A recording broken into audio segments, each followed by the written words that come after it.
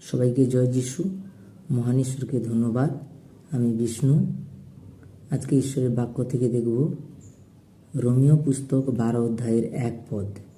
অতএব হে ভাতৃগণ, ঈশ্বরের নানা করুণার অনুরোধে আমি তোমাদিগকে বিনতি করিতেছি, তোমরা আপন আপন দেহকে জীবিত পবিত্র ঈশ্বরের প্রীতিজনক বলিরূপে উৎসর্গ করো, ইহাই তোমাদের চিত্তসঙ্গত আরাধনা।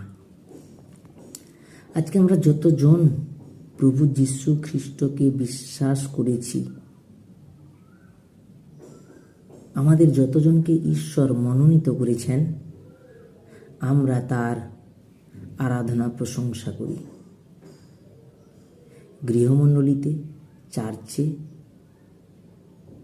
বা ব্যক্তিগত পরিবারগতভাবে।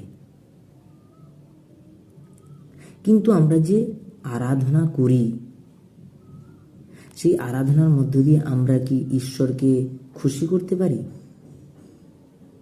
তার প্রশংসা করতে পারি? আমরা ঈশ্বরকে আনন্দিত করতে পারি? এখানে লেখা রয়েছে, অতএব হে ভাতৃগণ, ঈশ্বরের নানা করুণার অনুরোধে পৌল বলছে, আমি তোমাদিগকে বিনতি করিতেছি, বিনতি করছে বিশ্বাসীনিকে, তোমরা আপন আপন দেহকে জীবিত এবং পবিত্র ঈশ্বরের প্রীতিজনক বলিরূপে উৎসর্গ করুন।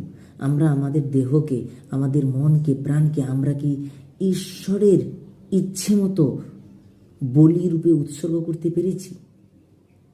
প্রভু যীশু খ্রিস্ট এই জগতের সমস্ত পাপের ভার নিয়ে কালভেরি ক্রুশের উপরে নিজেকে উৎসর্গ করেছিলেন, বলি দিয়েছিলেন, যাতে আমরা উদ্ধার পাই।